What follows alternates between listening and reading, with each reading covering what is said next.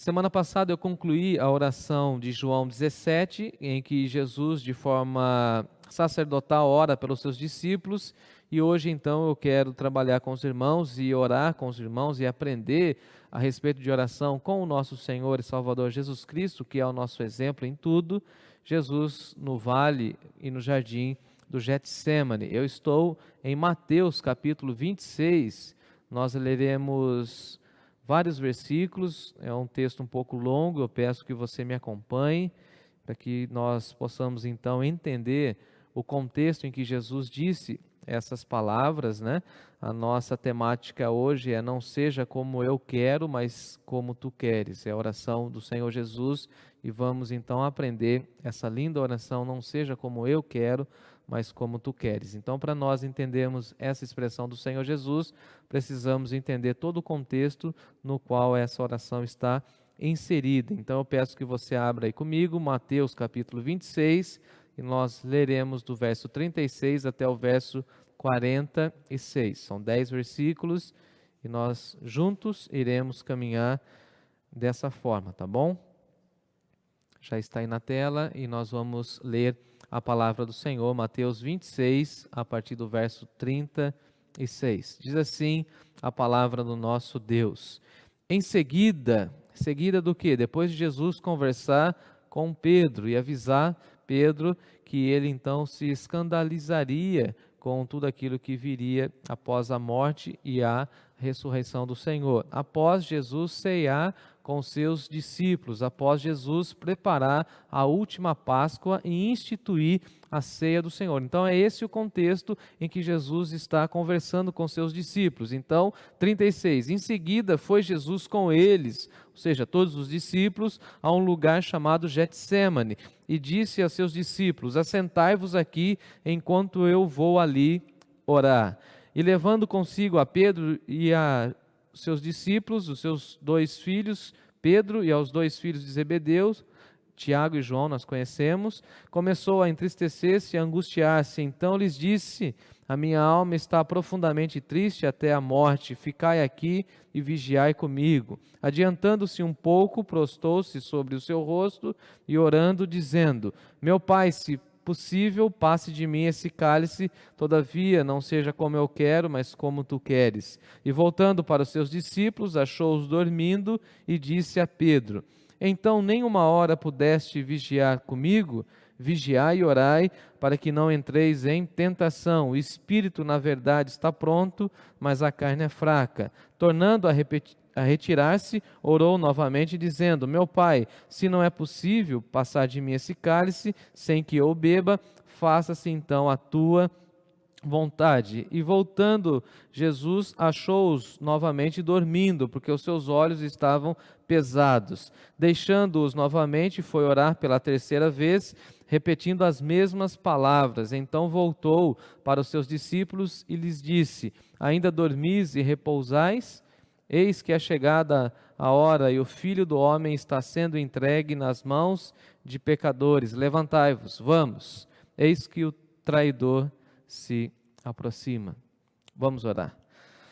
Senhor nosso Deus e nosso Pai, muito obrigado, Senhor, por essa experiência narrada pelo evangelista Mateus.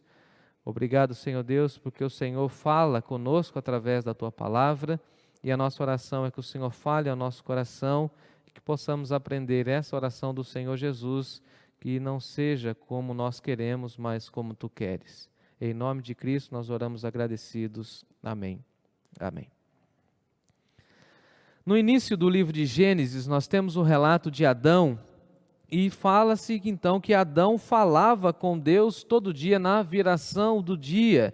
Mas também nós temos o relato de que os nossos primeiros pais, Adão e Eva, no jardim do Éden, trocaram a oração por uma aventura trágica oferecida pela serpente. E assim eles trocaram essa vivência de oração, essa busca por Deus, essa experiência de conversar com o Senhor em toda a viração do dia, todo final do dia, e ter essa conversa, essa relação íntima com Deus, em busca de autonomia. A serpente então disse a Adão e Eva que eles teriam essa autonomia, essa, entre aspas, essa liberdade, e aqui nós temos esse relato que no jardim do Getsemane, com Jesus, nós recuperamos a capacidade de orar. Então, se Adão e Eva erraram e pecaram e desobedeceram no jardim do Éden, nós temos aqui no jardim do Getsemane, Jesus nos reensinando e nós recuperando a capacidade de orar, e assim nós nos submetendo à vontade de Deus e orando como o Senhor Jesus está aqui nos ensinando, que não seja feita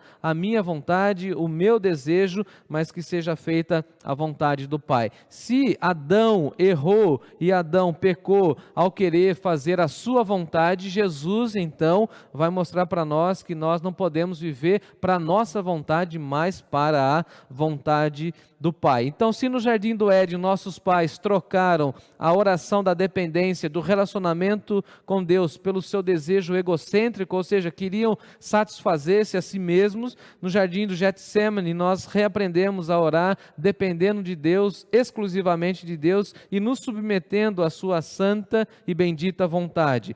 Vale ressaltar que o texto narra para nós que todo esse episódio, toda essa narrativa acontece nesse jardim chamado Jardim do Getsemane. Getsemane significa prensa de óleo, e alguns historiadores vão dizer para nós que havia ali nesse jardim muitas oliveiras e era um lagar do azeite, um lugar onde havia então muitas árvores e também havia ali um jardim. Nessa localidade Jesus estava ali orando com seus discípulos, ou Jesus leva os seus discípulos para orar ali naquele jardim chamado Getsemane. Esse Getsemane fica ali no Monte das Oliveiras, e basicamente Lucas vai falar que, como de costume, Jesus estava ali com seus discípulos, ou seja, era um lugar frequentado por Jesus e seus discípulos, e João também no capítulo 18 vai dizer para nós que Jesus frequentava com muita frequência esse lugar de oração. Então Jesus fez daquele jardim um lugar de oração, ou seja,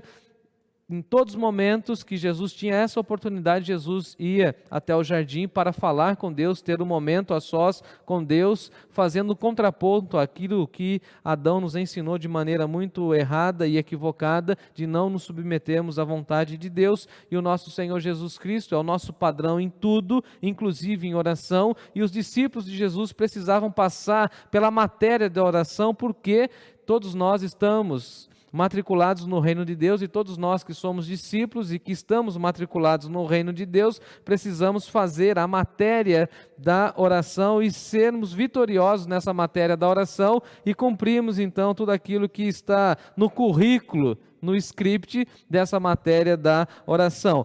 Vale lembrar que no currículo do discipulado, a grade, ou nessa grade, tem a matéria da oração, e nós precisamos então aprender com o Senhor Jesus a respeito de oração. E Jesus é o nosso paradigma de oração, como nós temos estudado as suas orações. Então a pergunta que eu fiz ao texto é a seguinte: o que nós precisamos aprender sobre oração com Jesus nesse texto?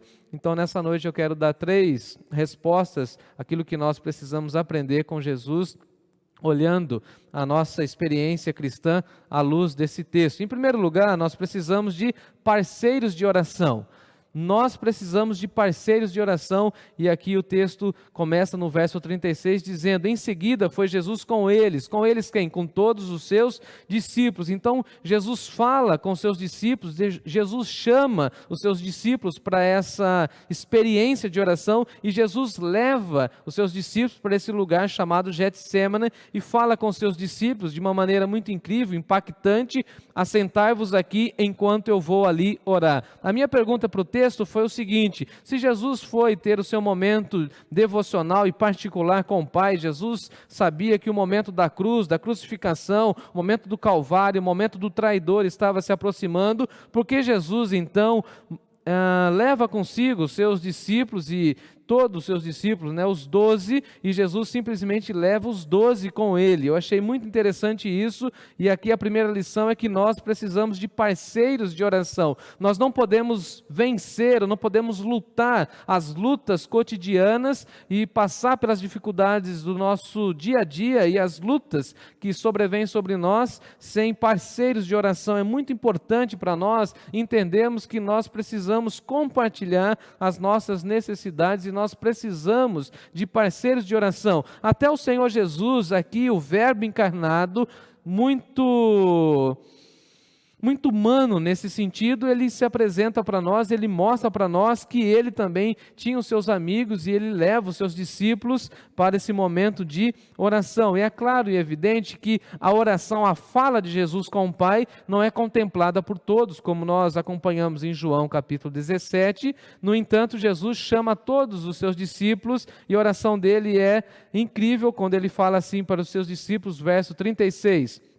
Assentai-vos aqui enquanto eu vou ali orar. Vocês ficam aqui sentados e eu vou ali orar. Então, os discípulos precisavam ver Jesus orando enquanto eles tinham essa perspectiva, eles tinham esse exemplo do Senhor Jesus, e o Senhor Jesus fala assim para eles, né? Eu fico imaginando como se fossem crianças, e Jesus fala o seguinte, como grande professor e mestre que ele de fato era, ele falando assim para eles, né? Sentem-se aqui, eu vou ali orar, e vocês ficam olhando enquanto eu estou em oração. Assentai-vos aqui. E é muito interessante essa expressão assentai-vos, porque tem a ver com pastoreio. Jesus estava pastoreando seus discípulos e mostrando para nós que nós precisamos de parceiros de oração. E o texto vai dizer para nós, no versículo 37, que ele levou para esse momento de oração particular, ele leva Pedro e os 2 filhos de Zebedeu, ou seja, Tiago e João. Ele deixa os seus discípulos ali, naquele início do jardim, mas ele leva para o seu momento de oração os seus 3 amigos mais íntimos, né? Eu penso que Jesus leva aquelas pessoas, os seus discípulos, aqueles mais chegados, e aí Jesus leva Pedro, Tiago e João, e aí o texto vai dizer para nós, no versículo 37, que Jesus começou a entristecer-se e angustiar-se, e aí o texto vai falar para nós que a humanidade de Jesus fica muito aflorada nesse momento, porque o Senhor Jesus sabia que a morte estava se aproximando, a cruz estava se aproximando, aquele momento derradeiro do seu ministério estava se aproximando, e assim o Senhor Jesus começa a entristecer-se e angustiar-se diante de Pedro, Tiago e João, assim mostrando que nós precisamos de parceiros de oração nessa nossa jornada. O momento era tão angustiante, tão difícil, tão triste, que o Senhor Jesus estava sofrendo, humanamente falando. Jesus estava ciente de tudo aquilo que o aguardava no Calvário. Jesus sabia das afrontas, Jesus sabia que ele seria humilhado, que os soldados iriam cuspir na face dele, iriam esbofeteá-lo. Ele sabia que ele seria esmagado pelo Pai, ele tinha essa plena consciência, mas humanamente falando, o Senhor Jesus começa a entristecer-se e a angustiar-se, porque o momento que ele teria que enfrentar era um momento muito difícil, e por isso ele chama os seus amigos, seus parceiros, aquelas pessoas que viram a sua glória. Por exemplo, em Mateus capítulo 17, Pedro, Tiago e João viram Jesus sendo transfigurado pelo Pai. Esses irmãos queridos, Pedro, Tiago e João, viram Jesus tomado da glória do Pai e agora olham para Jesus e veem Jesus entristecido, angustiado diante daquilo que ele teria que enfrentar a poucos momentos. E é claro e evidente que ele não leva Judas para esse momento mais íntimo, porque Judas então seria o traidor. E o texto vai dizer para nós, no verso 38, a fala do Senhor Jesus, e o evangelista Lucas vai dizer para nós que esse momento era tão angustiante, era tão triste, era tão intenso, era um sofrimento tão profundo dentro do Senhor Jesus, que o próprio suor do Senhor Jesus, disse o evangelista Lucas, o médico, falando para nós que o seu suor transformou-se em gotas de sangue, mostrando então a gravidade, o momento tão difícil pelo qual o Senhor Jesus estava passando. E no verso 38 ele disse: a minha alma está profundamente triste até a morte, a minha alma, o meu ser, o meu interior está profundamente triste até a alma, ficai aqui e vigiai comigo. E aqui nós temos a expressão do Salmo 42 e 43, qual quase que de forma literal, e o Senhor Jesus citando e falando: olha, minha alma está muito triste, eu estou passando por um momento derradeiro, muito complicado, complexo, eu beberei o cálice da vingança de Deus, o cálice da ira de Deus, então a minha alma está profundamente triste. E aqui nós temos mais uma vez essa expressão do Senhor Jesus: ficai aqui e vigiai comigo. Até nesse momento nós temos Jesus falando com tanta clareza, com tanta vibração a respeito da cruz, a respeito do seu ministério, e aqui nós vemos essa face humana do Senhor Jesus. E aqueles que conhecem um pouco de teologia, já participaram da escola bíblica dominical, nós temos as duas naturezas do Senhor Jesus, a natureza humana, ele estava encarnado, mas a natureza divina. E aqui nessa hora, nesse momento, Mateus relata para nós a face humana do Senhor Jesus e como Jesus estava diante daquele momento que certamente ele tinha essa plena consciência que chegaria. Mas o pedido de Jesus aqui é lindo demais. Jesus chama os seus discípulos e fala o seguinte: fiquem aqui, ficai aqui. Fiquem aqui, ficai aqui comigo, vigiem comigo. E eu penso nessa realidade, nesse momento, por exemplo, que nós estamos passando, e tantos outros momentos de calamidade, de angústia na nossa vida, como é importante para nós, amados irmãos e irmãs, termos pessoas, parceiros de oração, no momento da calamidade, no momento da angústia, olhar para algumas pessoas que fazem parte da nossa vida e falarmos assim: fiquem aqui comigo. É um momento difícil, é um momento delicado, é um momento de muita angústia, é um momento de muita tristeza, fiquem aqui comigo. Em outras palavras, eu penso que o Senhor Jesus estava fortalecendo os seus discípulos, porque os seus discípulos teriam que enfrentar tantas outras dificuldades e assim teriam que consolar tantas outras pessoas, como foi de fato o destino do apóstolo Pedro, que depois teve que tomar conta da igreja. Então fica aqui comigo. Não tem nada tão bonito nessa caminhada de Jesus que Jesus poderia ensinar para eles nesse momento de oração como essa expressão: fiquem aqui comigo, vigiem comigo, fiquem olhando para mim, fiquem vigiando pela minha vida, orem comigo, não vão embora, fiquem aqui comigo. Eu penso que essa é uma das orações ou uma das palavras que nós podemos transmitir aos nossos amigos, aos parceiros de oração: fiquem aqui comigo, não vão embora não. No momento da dor, da tristeza, no momento da calamidade, no momento da angústia, aprendemos com Jesus a clamar aos nossos amigos: não vão embora, fiquem aqui comigo, vigiem comigo, orem comigo. E diz o texto, no verso 40, que Jesus, no 39, Jesus foi orar, e daqui a pouco a gente volta nessa expressão, e quando Jesus volta no verso 40, ele volta-se para os seus discípulos, e ele encontra os seus discípulos como? Você que conhece o texto. Jesus achou-os dormindo, e Jesus levou os 3 discípulos, os seus mais chegados, para esse momento. E aí quando Jesus volta desse primeiro momento de oração, e Mateus vai falar que foram 3 momentos de oração, mas quando Jesus volta nesse primeiro momento, ele encontra os seus discípulos dormindo. E eu penso que Jesus, então, nesse momento, ficou assim muito decepcionado, é claro. Ele leva 3 homens pescadores, vamos lembrar a história. Nós estamos falando de 3 homens fortes, vigorosos, e 3 homens que tinham muita capacidade de ficar a noite inteira sem fechar os olhos. Por quê? Porque esses homens eram acostumados a viverem no mar da Galiléia pescando, e eles passavam a madrugada toda pescando. E agora, quando Jesus pede para que eles fiquem ali, para que eles vigiem, para que eles mantenham essa vigilância, Jesus os encontra dormindo. E diz Jesus ao apóstolo Pedro, né?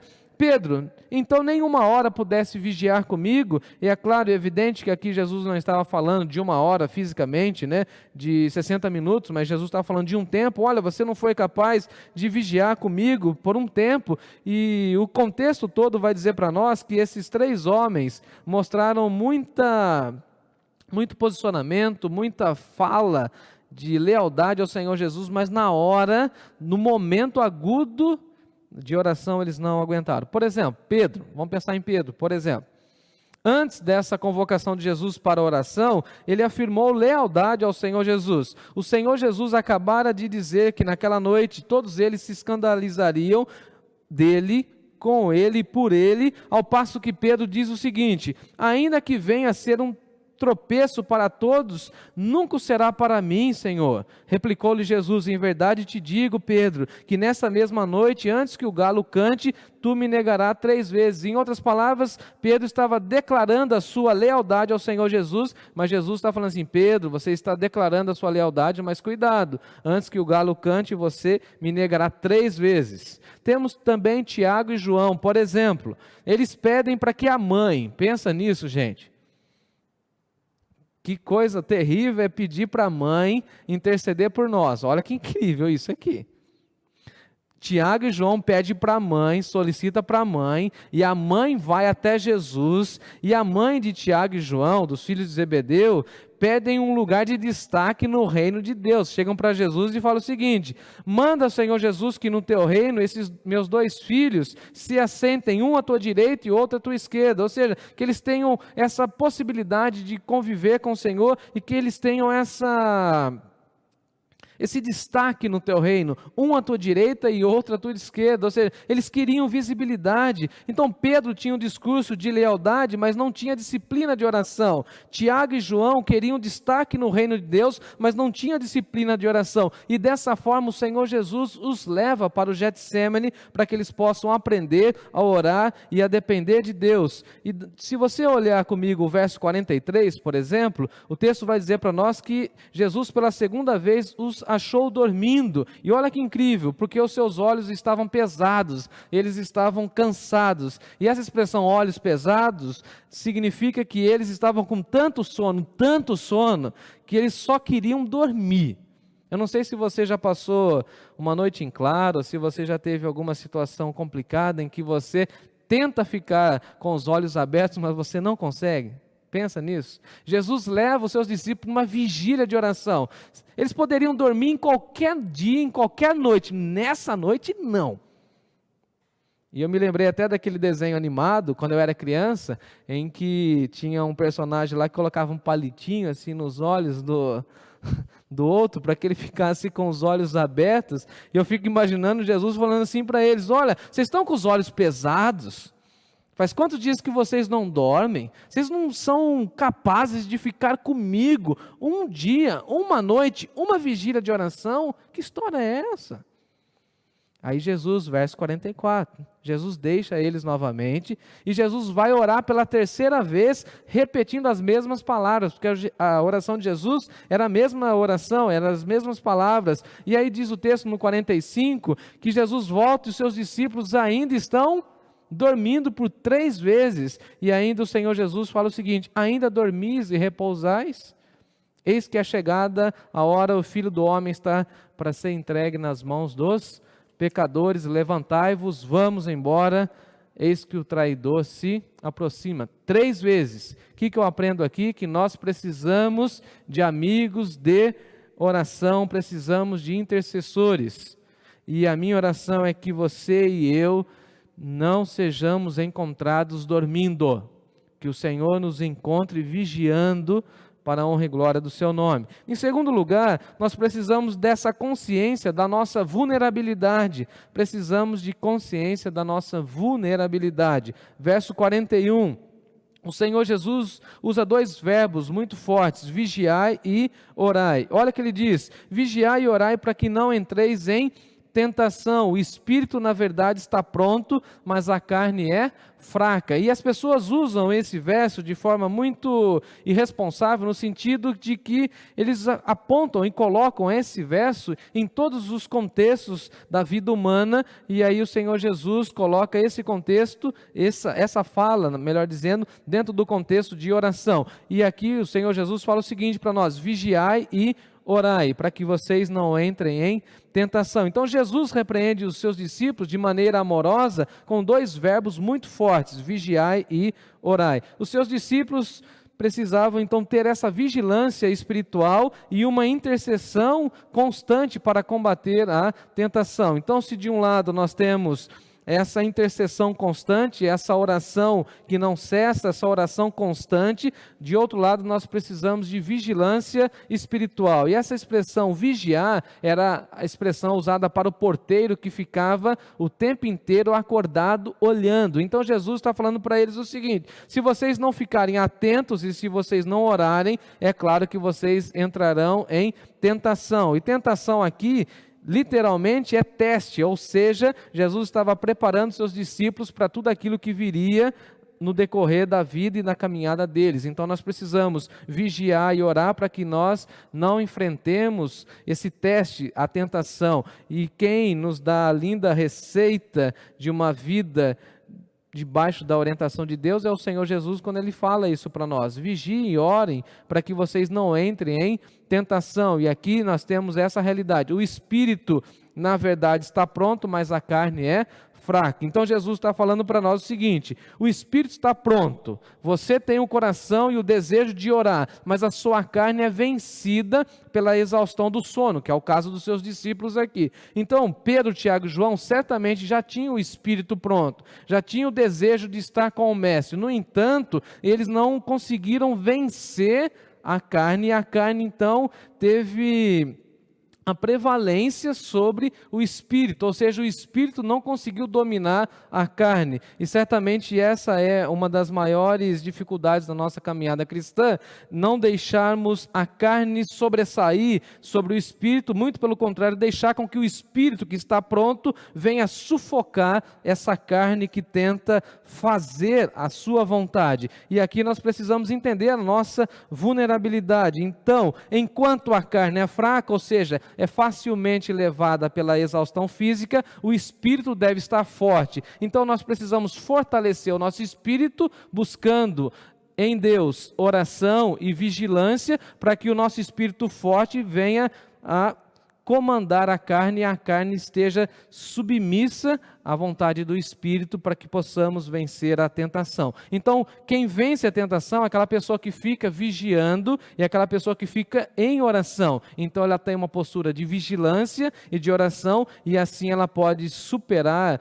e suplantar a tentação, porque o espírito dessa pessoa está forte na realidade, e a carne sempre continua com a fraqueza. E a minha pergunta sempre é a seguinte: quem aqui nunca pecou, nunca caiu? E o apóstolo Paulo vai dizer para nós: quem está em pé, vigia para que não caia, porque na realidade o espírito está pronto e a carne está fraca. Paulo também fala dessa realidade. Eu até anotei aqui o texto de Romanos, quando ele disse assim: porque eu não faço o bem que eu prefiro, mas o mal que eu não quero, esse eu faço. Eu quero fazer o bem, mas eu não consigo. Às vezes eu faço o mal, mas se faço o que eu quero, já não sou eu quem faz, e sim o pecado que habita em mim. Então, ao querer fazer o bem, eu encontro a lei de Deus, o mal que reside em mim.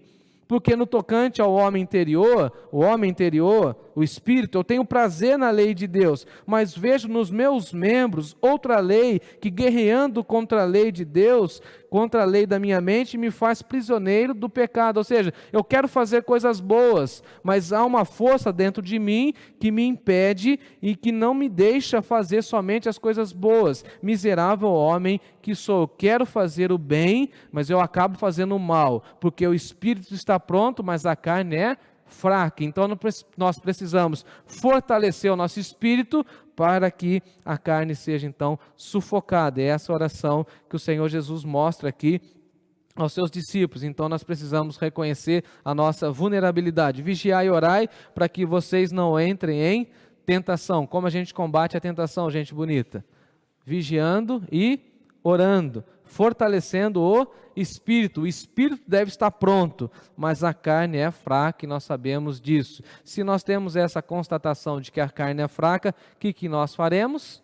Fortaleceremos então o nosso espírito. Em terceiro e último lugar, a parte bonita da oração, e por isso eu deixei essa parte por último, está aí no versículo 39. Nós precisamos de submissão à vontade de Deus. Jesus adiantou-se um pouco, deixou ali os seus discípulos primeiros e depois deixa Pedro, Tiago e João, adianta-se um pouco e prostrou-se sobre o seu rosto. Olha que incrível isso.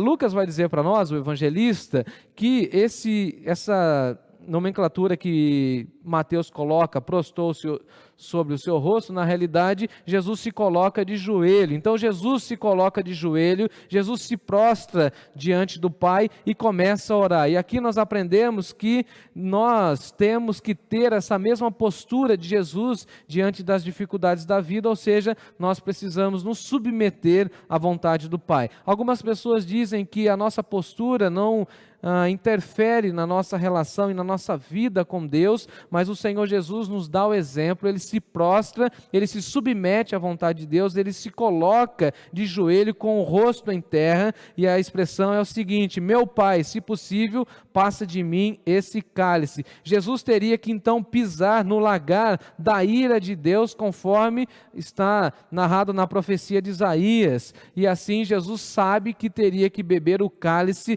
da ira de Deus.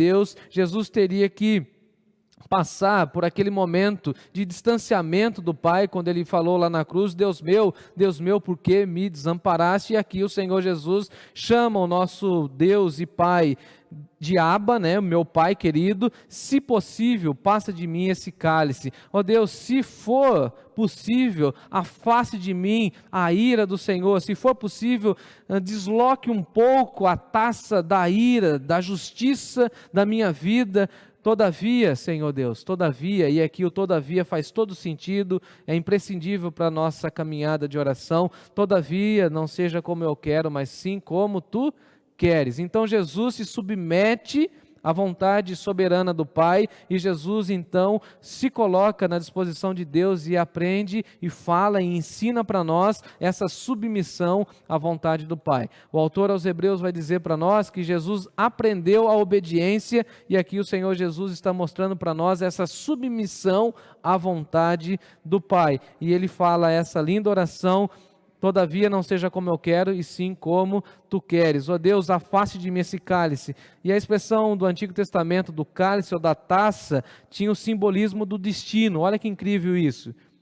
Do destino, ou seja, a pessoa tinha que aceitar a forma que ela estava vivendo a vida. Então, em outras palavras, Jesus estava indo para o Calvário, toda a sua vida estava culminando para o ápice do seu ministério, que era a cruz, onde ele receberia o cálice da justiça de Deus. Então Jesus está falando assim: eu vou beber o cálice, mas se possível, passe de mim esse cálice. Esse cálice é difícil de beber. Por isso que em outro contexto ele falou para Tiago e João que eles não poderiam beber o cálice que Jesus estava para beber. E aqui o Senhor Jesus está falando o seguinte: olha, eu vou para a cruz, eu vou sofrer muito, então se possível, passe de mim esse cálice. Todavia não seja como eu quero, mas como tu queres. E aqui está o cerne dessa oração, a coisa mais linda, a submissão total de Jesus ao reino de Deus, ao Pai. E essa também deveria ser a nossa oração, essa deveria ser a nossa postura diante de Deus. Todas as vezes que nós formos orar, nós precisamos colocar essa expressão: todavia não seja como eu quero, mas como tu queres, porque como eu quero revela a minha natureza, revela o meu egocentrismo, revela as minhas vontades, mas quando nós oramos e falamos a Deus: seja assim como tu queres, nós estamos nos submetendo à vontade soberana do Pai. Jesus fala assim: olha, Pai, seja como tu queres, seja do teu jeito, seja da tua vontade, do teu querer, da tua maneira. E essa é a oração que eu gostaria muito, em nome de Jesus, que você e eu aprendêssemos. Nós podemos orar, podemos colocar nossa agenda de oração diante de Deus? Sim, claro que sim, mas precisamos colocar a soberania de Deus no alto e sublime lugar. Todavia, não seja como eu quero, mas como tu queres. Não seja do meu jeito, Pai, mas seja do teu jeito. Não seja no meu tempo, Pai, mas seja no teu tempo. Não seja de acordo com as minhas vontades humanas, mas seja de acordo com a tua vontade soberana estabelecida no céu, na eternidade, antes da fundação do mundo. Todavia não seja como eu quero, mas como tu queres. E a segunda oração do Senhor Jesus no verso 42, meu Pai, se não é possível passar de mim esse cálice, que eu então beba. Eu quero fazer a tua vontade, mas faça-se a tua vontade, porque o Senhor Jesus nos ensinou na oração do Pai Nosso: seja feita a tua vontade aqui na terra como é feita nos céus. Então Jesus aqui na terra, ele estava se submetendo plenamente à vontade do Pai. E aqui, passando essa pandemia, essa dificuldade toda que nós estamos vivendo, a minha oração é essa: Deus, cure o mundo. Deus, traga uma vacina. Deus, nos abençoe de uma maneira incrível. Todavia, não seja como eu quero, mas seja como tu queres. Porque tem muita gente hoje querendo dar ordem para Deus. Deus precisa fazer logo. Deus precisa dar a vacina. O que é isso? Quem é Deus? Deus é soberano. E a nossa posição como servos de Deus é essa: Senhor, seja feita conforme a tua vontade. Com muito respeito a você que me acompanha, sabe para que serve a sua vontade e a minha vontade? Para nada. Larga a mão de ser arrogante, presunçoso, altivo. O que importa para nós é a vontade de Deus. Todavia, não seja como eu quero, não seja do meu jeito, não seja conforme as minhas forças, e sim como tu queres. Eu concluo dizendo que eu espero de verdade que nós aprendamos a orar mais e mais, em todos os momentos, principalmente nessa pandemia. Se tem uma coisa que eu tenho aprendido, amados irmãos, é orar bastante. Precisamos orar mais e mais, precisamos buscar amigos de oração, precisamos interceder uns pelos outros, precisamos interceder por esses momentos difíceis pelos quais nós estamos passando, mas nós precisamos reconhecer a nossa vulnerabilidade. Reconheçamos a vontade de Deus como a sua suprema e perfeita vontade. Sejamos submissos, amados irmãos, à vontade do Pai. E que possamos sempre, sempre, sempre, na nossa jornada e na nossa peregrinação espiritual, falarmos assim: todavia, não seja como eu quero, mas como tu queres. Não como eu quero, mas como tu queres. Vamos orar? Senhor nosso Deus, que desafio imenso orar assim. Quantas vezes, ó Pai, os nossos olhos estão pesarosos, quantas vezes nós estamos dormindo, quantas vezes nós nos rendemos ao sono letárgico, e a nossa oração, ó Deus, submissos, rendidos ao Senhor, é que seja feita a Tua vontade. A Tua palavra diz que a Tua vontade é boa, perfeita e agradável, e que seja feita somente e tão somente a Tua vontade. Nós, humanos, aqui, nessa hora, nesse momento, clamamos que o Senhor cure o nosso mundo, que o Senhor traga uma vacina, que o Senhor abençoe os enfermos, mas, todavia, não seja como nós queremos, mas como Tu queres. Nos submetemos, ó Deus, à Tua vontade, porque reconhecemos que o Senhor tem o melhor para nós. Em nome de Jesus. Amém. Amém.